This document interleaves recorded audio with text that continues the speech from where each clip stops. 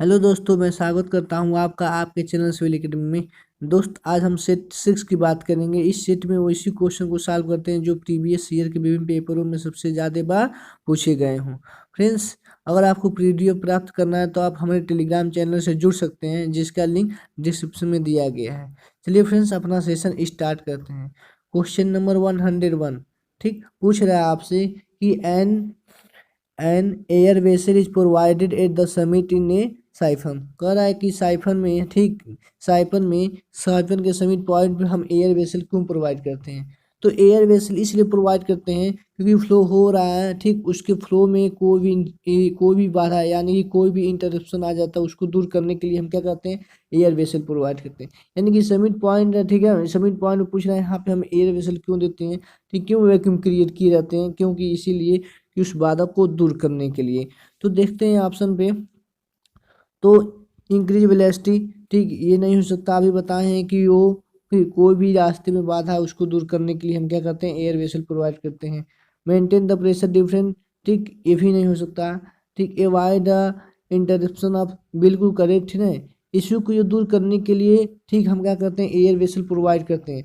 कभी कभी क्वेश्चन ये बनता है कि जो मेरा समिट है, ठीक, ये कितने पाइपों से मिलकर बना है, तो याद रखेंगे 1, 2 एंड 3। ये भी क्वेश्चन आया हुआ है कि साइफन जो मेरा कितने पाइपों से मिलकर बना हुआ है, तो 3 पाइपों से।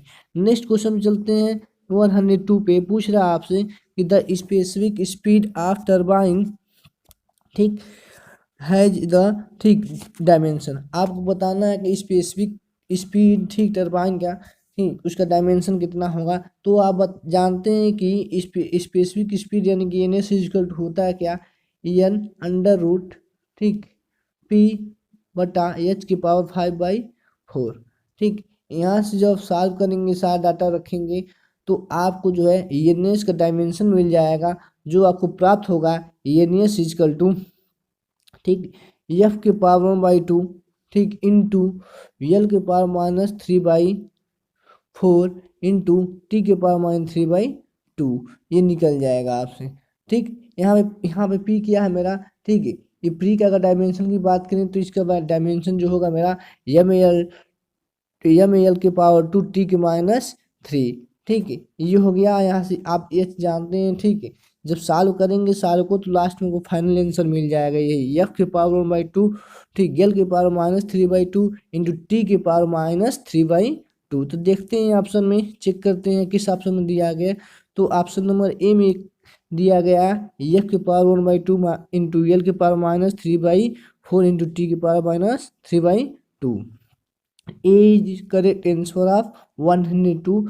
नेक्स्ट क्वेश्चन में चलते हैं 103 पे। पूछ रहा है आपसे कि रिनॉल्ड नंबर जो होता है वो रेशियो होता है किसका, इनर्शिया फोर्स और विस्कस फोर्स का। तो पता होगा रिनॉल्ड नंबर यानी कि आर ई इक्वल टू, बात करें आर ई इक्वल टू मेरा फार्मूला होता है क्या, रो, ठीक, रो जी डी बटा रो जी डी बटा, ठीक, ये यहाँ पे हम डायमीटर के टर्म में बताएं तो ये फार्मूला के लेंथ भी टर्म में आता है। ठीक, आप कमेंट बॉक्स में बताएंगे लेंथ के टर्म में रिनॉल्ड नंबर जो मेरा कितना होता है। तो यहाँ पे बी इज करेक्ट आंसर है, ठीक, 103 का।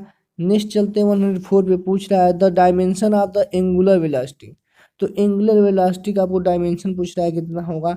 आप जानते हैं कि एंगुलर वेलोसिटी यानी कि ओमेगा इजकल टू, ठीक है, एंगुलर वेलोसिटी इक्वल टू क्या होता है, यहाँ पे मेरा क्या होता है, डी थीटा 3, ठीक, बटा 5 डेल टी। ठीक, ये मेरा क्या है, डेल थीटा क्या है, ये मेरा एंगुलर डिस्प्लेसमेंट हो गया, ये टाइम हो गया। जब इसका रखेंगे एंगुलर डिस्प्लेसमेंट का कोई भी यूनिट नहीं होता, ठीक, यानी कि टी का यूनिट हो गया, टाइम का यूनिट हो गया टी। ठीक, इसको जब सॉल्व करेंगे यहाँ पे तो आपको मिलेगा टी के पावर -1।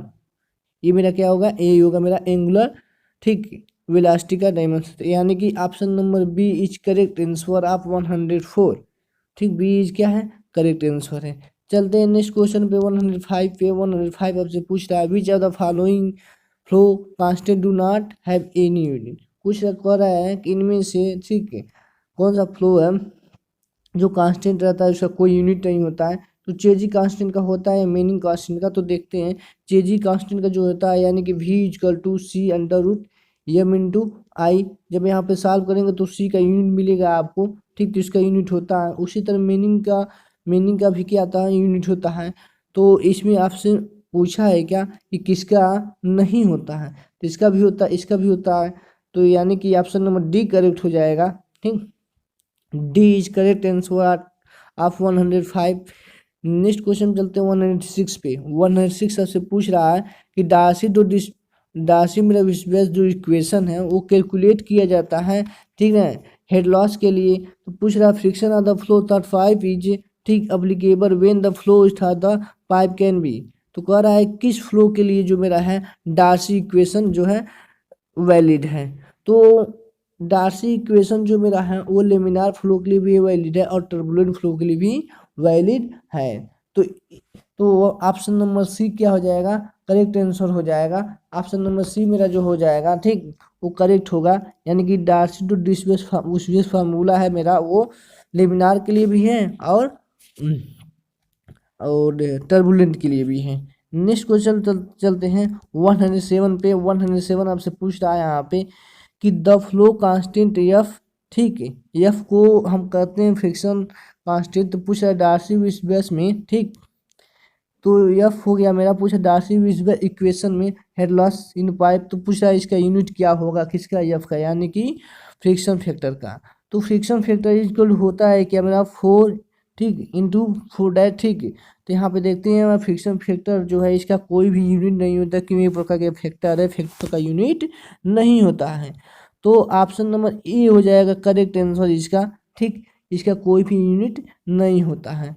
चलते हैं नेक्स्ट क्वेश्चन पे 108 पे। 108 आपसे पूछ रहा है कि 2 पाइप दिया है मेरा, ठीक, 2 पाइप सिस्टम है, हम are said to be equivalent when कहेगा, कह रहा है यहाँ पे अगर 2 पाइप जो है, ठीक है तो हम कब उसे कहेंगे कि वो इक्विवेलेंट है, ठीक। तब कहेंगे जब 2 पाइप को हम इक्विवेलेंट तभी कर सकते हैं जब उसमें हेड लॉस और, ठीक, हेड लॉस और क्या डिस्चार्ज क्या हो, दोनों मेरा वैल्यू क्या हो, सेम हो। यानी कि हेड लॉस, ठीक, एच एल और क्यू का वैल्यू क्या दोनों में सेम हो। तो इसीलिए उस कंडीशन में हम कहेंगे यह पाइप मेरा इक्विवेलेंट में है। यानी कि कोई भी पाइप यहाँ पे ये है, ठीक, ऐसे कोई पाइप है, मान लीजिए मेरा इसकी हेड लॉस जो है ये चल इसमें हो रहा है, तो दूसरे कोई पाइप इससे इक्विवेलेंट है उसमें भी हेड लॉस कितना होना चाहिए, ये चल ही होना चाहिए। तो ऐसे कंडीशन को हम बोल सकते हैं कि मेरा पाइप क्या है, इक्विवेलेंट है।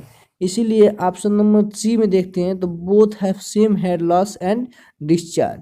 तो दोनों क्या होना चाहिए, सेम होना चाहिए। तो उस कंडीशन को हम बोलते हैं ये पाइप मेरा इक्विवेलेंट है।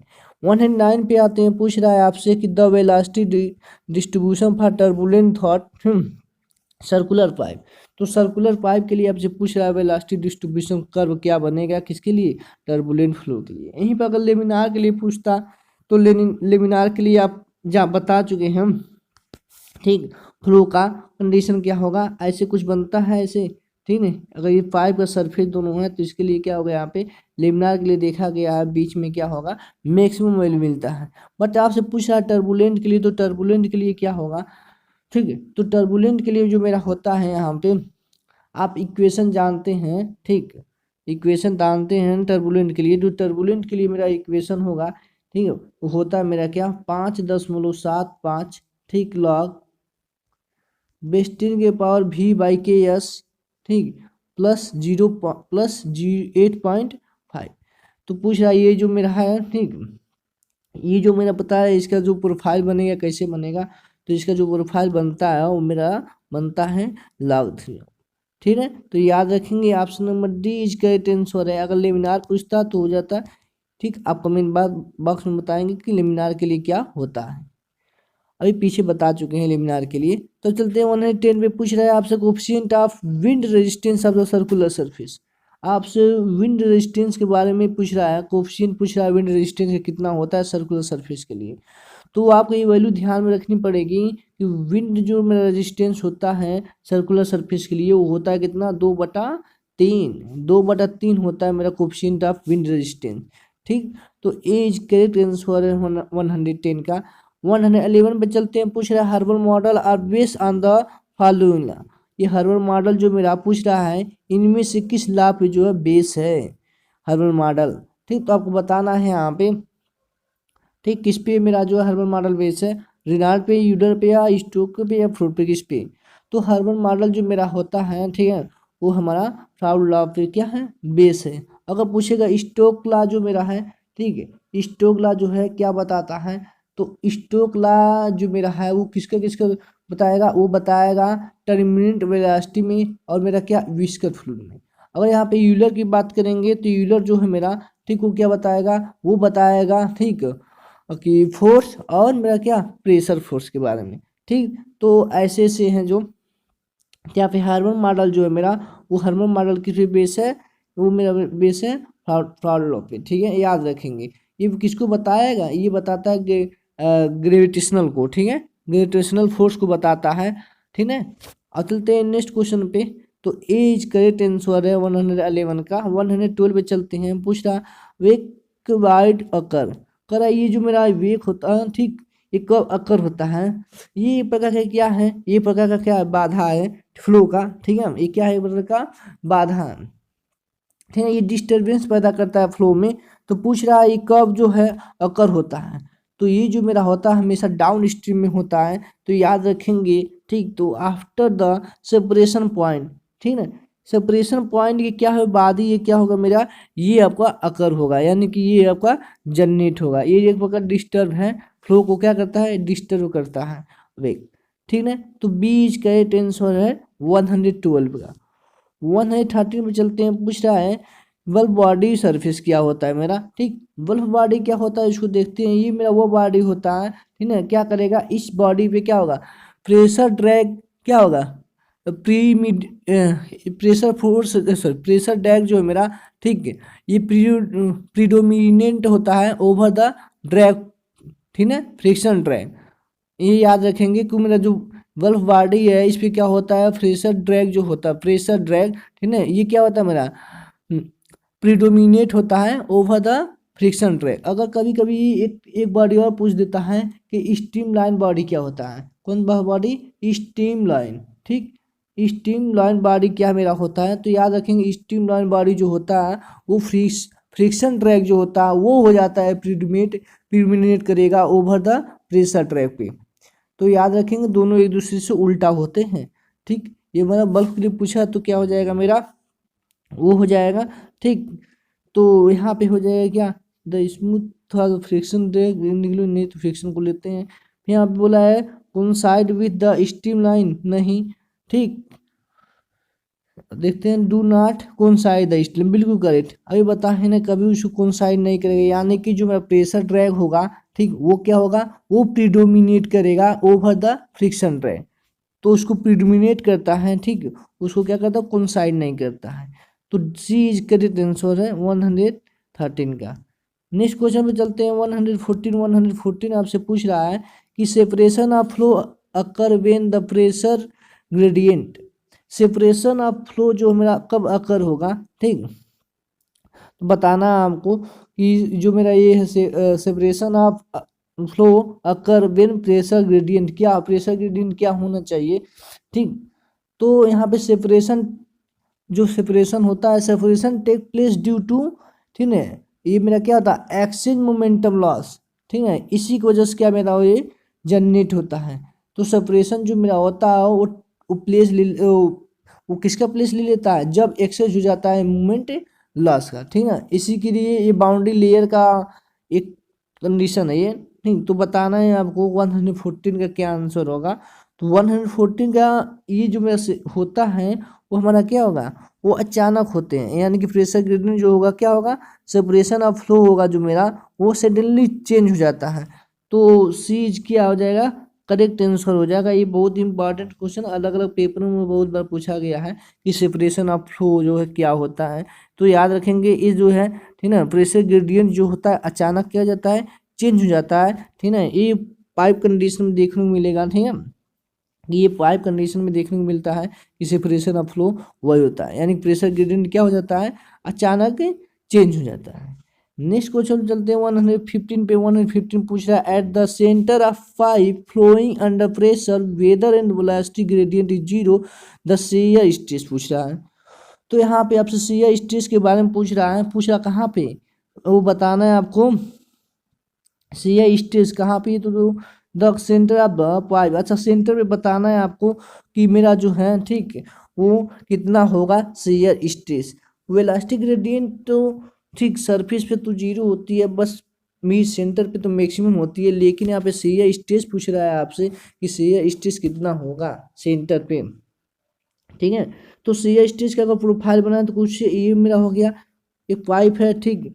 अगर किसी भी सेक्शन पे देखें तो शेयर यहाँ पे जनरेट होगा और यहाँ पे ठीक ठीक। तो यहाँ पे पूछ रहा है तो सेंटर पे क्या होगा, तो इसका प्रोफाइल बनाएंगे जब तो कुछ इस तरह बनेगा। ठीक है, तो यहाँ पे देखिए सेंटर पे क्या है, ये जीरो है। सेंटर पे क्या होता है मेरा, शेयर जीरो होता है ठीक। इसीलिए ऑप्शन नंबर सी इज क्या है, करेक्ट आंसर है। सेंटर पे जीरो होता है, लेकिन जो मेरा वाल्व पे मैक्सिमम होता है, याद रखेंगे, ये भी बहुत बार पूछा गया है। ये प्रोफाइल बना दिखाए हैं। नेक्स्ट क्वेश्चन में चलते हैं 16 पे। 1 है 16 पूछ रहा है एक शिप है ठीक, मॉडल ऑफ स्केल 1:100 ठीक, had had a wave resistance of 1 Newton ठीक, it design speed the corresponding wave resistance ठीक, प्रोटोटाइप। आपको यह बताना है, तो आप ये फार्मूला जानते हैं ठीक, आर डब्ल्यू ठीक, आर डब्ल्यू इजकल टू ठीक रो इंटू एल के पावर 3, इसी से निकाल लेंगे। ठीक है, आपको आपको जो मेरा है, आपको जो है ये दे दिया है कि कितना है इसमें, वो R1 का वैल्यू आपको पूछ रहा है सेकेंड कंडीशन में ठीक, P भी दे दिया है और L भी दे दिया है ठीक है। तो आपको R2 बताना है, यानी कि कह सकते हैं यहाँ से कि मेरा जो RW ठीक, RW जो मेरा आएगा ठीक 1, यानी कि RW2 कंडीशन इजकल टू क्या हो जाएगा, यहाँ पे हो जाएगा मेरा रो तो कांस्टेंट है दोनों के लिए, तो रो कट जाएगा। यहाँ पे हो जाएगा L के पावर 3 बटा ठीक L1 या L2 के पावर 3। यहाँ से सारा डाटा रखेंगे ठीक, और सॉल्व करेंगे तो यहाँ से R2 का वैल्यू निकाल लेंगे कितना आ रहा है। तो R2 का वैल्यू जब निकालेंगे तो आप कमेंट बॉक्स में बताएंगे हमें कि R2 का वैल्यू जो है कितना आ रहा है। नेक्स्ट क्वेश्चन पे चलते हैं ठीक, 117 पे। 117 आपसे क्या पूछ रहा है कि the flow at constant rate, flow जो मेरा है वो कैसा है, कांस्टेंट रेट से है, तो हम कहेंगे टेपरिंग पाइप इज। तो यहाँ पे देखेंगे जो मेरा फ्लो होता है, अगर कांस्टेंट होता है तो कैसा फ्लो होगा, तो उस कंडीशन में वेलोसिटी चेंज होगी नहीं। जब फ्लो कांस्टेंट हो जाएगा तो वेलोसिटी हर जगह क्या रहेगी, कांस्टेंट रहेगी। और स्टडी फ्लो वही फ्लो होता है जो क्या हो कि हमारा टाइम के रिस्पेक्ट में उसका क्या हो ठीक, फ्लो प्रॉपर्टी चेंज ना हो। तो जब फ्लो कांस्टेंट है तो क्या होगा, वो फ्लो जब कांस्टेंट रहेगा तो उसका मेरा फ्लूइड प्रॉपर्टी क्या रहेंगी, कांस्टेंट रहेंगी। तो इसलिए स्टडी हो गया ठीक, और स्टडी के साथ साथ मेरा जो फ्लो होगा वो नॉन यूनिफॉर्म रहेगा, याद रखेंगे ठीक। अब चलते हैं यहाँ पे नेक्स्ट क्वेश्चन पे 118 पे पूछ रहा है apart from the inertia force with the following is most important motion submarine. Submarine के केस में पूछ रहा है ठीक, सबमरीन के केस में पूछ रहा है इसमें से कौन सा फोर्स जो है बहुत इंपॉर्टेंट है सबमरीन की कंडीशन में। तो वहाँ पे मेरा ग्रेविटी फोर्स है कि कंप्रेसिव फोर्स या सरफेस टेंशन या विस्कस फोर्स। तो बताइए आप कौन सा फोर्स जो है इम्पॉर्टेंट रखता है ठीक मोशन के लिए, किसको, सबमरीन में। तो सबसे इम्पॉर्टेंट रखता है मेरा वो कौन सा फोर्स है, विस्कस फोर्स। तो विस्कस फोर्स जो होता है ये क्या होता है ठीक। तो देखेंगे हम वहाँ पे अगर बात करें सबमरीन की, तो सबमरीन जिसे कोई भी फ्लो है, यानी कि in flow around the completely submerged ठीक, कोई भी बॉडी है जो मेरी ठीक, अगर वो सबमर्ज्ड है तो क्या होगा, ऑब्जेक्ट लाइक जैसे सबमरीन हो गया ठीक, तो उस पर क्या होगा, उस पर मेरा जो होगा वो इनर्शिया फोर्स और विस्कस फोर्स उस पर क्या होंगे आल्सो, मतलब हमेशा उस पर यही दोनों फोर्स क्या होंगे, काम करेंगे। कौन कौन सा फोर्स, विस्कस फोर्स और इनर्शिया फोर्स, तो याद रखेंगे ठीक। तो यही दोनों फोर्स होते हैं उस पर इम्पॉर्टेंट होते हैं, यानी कि विस्कस और देखिए और मेरा विस्कस फोर्स के साथ साथ इनिशिया फोर्स। तो यानी कि ऑप्शन नंबर 1 करेक्ट है। 190 पे चलते हैं। 190 से पूछ रहा है कि व्हेन ए आइडियल फ्लूइड जो है flowing a part of sphere, तो आइडियल फ्लू के कंडीशन में बताना है, ठीक क्या होगा यहाँ पे। तो आइडियल फ्लू हम बता चुके हैं कि आइडियल फ्लूइड होता है जो फ्रिक्शनलेस और मेरा क्या हो, इनकम्प्रेसिबल हो। तो बताना है इस कंडीशन में क्या होगा। तो ठीक यहाँ पे क्या होगा, इसकी कोई आइडियल फ्लूइड की कोई विस्कोसिटी नहीं होती है, ठीक है। इस पर कोई ड्राइव फोर्स नहीं लगता है, ये भी याद रखेंगे। जब ड्राइव फोर्स नहीं लगा तो यानी कि फ्रिक्शनलेस होता है। तो बताना है आपको टोटल ड्राइव फोर्स क्या होगा वो, तब जब टोटल ड्राइव यानी कि फ्रिक्शनलेस होता है तो यानी कि ड्राइव फोर्स क्या होगा, 0 लगेगा, तभी तो फ्रिक्शनलेस है। तो चेक करते हैं ऑप्शन को, ठीक। तो ऑप्शन को चेक करते हैं यहाँ पे, higher intensity pressure occur around the surface right angle direction नहीं, ठीक। यहाँ पे lower lowest pressure intensity occur the front sting, ये भी नहीं हो सकता, ठीक। आगे चलते हैं कि लोवेस्ट प्रेशर इंटेंसिटी, ठीक, अकर नियर, ये भी नहीं हो सकता। नेक्स्ट पे चलते हैं, बिल्कुल correct, D is correct answer हो जाए, क्योंकि अभी बताएं फ्रिक्शनलेस होता है, फ्रिक्शनलेस यानी कि ड्रैग जो होता है मेरा वो 0 होता है, तभी तो फ्रिक्शनलेस है। तो डी इज क्या है, करेक्ट आंसर है 190 का। 120 पे चलते हैं, इस सेशन का लास्ट क्वेश्चन है। फ्रेंड्स अगर आपको सेशन पसंद आए तो वीडियो को लाइक जरूर कर देंगे और ज़्यादा से ज़्यादा अपने फ्रेंड्स में शेयर भी कर देंगे, ठीक। तो अगर पीडीएफ आपको लेना है तो अपने टेलीग्राम चैनल से जुड़ सकते हैं, ठीक। तो बताना है यहाँ पे 120 का जो है कौन सा करेक्ट आंसर होगा। वो दिया है आपसे कि ये फ्लो मीटर है, based on the objection principle like और plate we use the Reynold number. तो बताना है किस कंडीशन में होगा मेरा मेरा ठीक है। आपको ये बताना है कि जो मेरा फ्लो मीटर है, ठीक, तो objection the principle like the और fish plate can be use the Reynold number कितना रहेगा, तो हम यूज करेंगे किसके लिए, ऑर्फिस प्लेट के लिए। तो ऑर्फिस प्लेट के लिए याद रखेंगे, ठीक, वो हमेशा 2000 आना चाहिए, ठीक, तभी हम क्या करेंगे, इसे यूज करेंगे। रिनाल्ड नंबर कितना होना चाहिए, 2000। फ्रेंड्स अगर आपको कोई वीडियो पसंद आए तो चैनल को सब्सक्राइब जरूर कर लेंगे। चलिए friends, thank you for watching. जय हिंद, जय भारत।